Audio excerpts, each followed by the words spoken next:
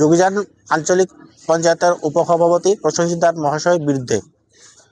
তেখেতে অনৰ্থক কাম কাজত হস্তক্ষেপ কৰি বাধা বিঘ্নৰ সৃষ্টি কৰিছে। মই মুখ্যমন্ত্ৰী হিমন্ত বিশ্ব শৰ্মাক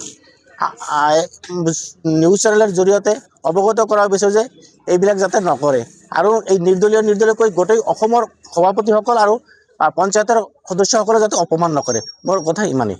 মোৰ মানে প্ৰথম পৰাই মানে ফাৰ্ষ্ট ইনষ্টলমেণ্ট ঢুকিছিলে 15 ফাইনেন্সৰ। তেতিয়া মানে কি এপিয়ে আৰু আমাৰ পঞ্চায়তৰ ভাইচ চেয়াৰমেনে মোক কৈছিলে যে পঞ্চায়তত কাম কৰিব লাগে। এতিয়া আমি 10টা ৱাৰ্ডৰ পৰা 10টা মেম্বাৰে পাছ কৰি গৈছে। মই কৈছোঁ যে প্ৰত্যেকটা ৱাৰ্ডত কাম হ'ব লাগে বা মন্দিৰেই হওক বা যিকোনো ৰাস্তা ঘাটেই হওক বা বেয়া হ'লে বা কিবা কিবি কৰি কিনে আমি মানে কামখিনি কৰিব খুজিছিলোঁ। সিহঁতক মানে এই পঞ্চায়তক কিবা কৰিব লাগে। পঞ্চায়ততো আমি খালি 10টা মেম্বাৰ যাওঁ আৰু কেতিয়া গাঁও সভা হ'লেহে পাব্লিক যায়। তাৰ ব্যৱস্থা, জলৰ ব্যৱস্থা আমি ওচৰতে জল জীৱন মিছন আছে, তাৰ পৰা আমি জল সংগ্ৰহ কৰি কিনে হেৰি কৰোঁ। আৰু কেতিয়াবা যদি বেলেগৰ পৰা অতিথি মাতি আনো তেতিয়া আমি বটল কিনি কিনে হেৰি কৰোঁ, কিন্তু জলৰ ইমান প্ৰয়োজন নাই। সিহঁতে মোক কৈছে যে ইয়াৰ পৰা 5 লাখ টকা দি জলৰ কাৰণে তলৰ পৰা বৰিং কৰি উঠাব।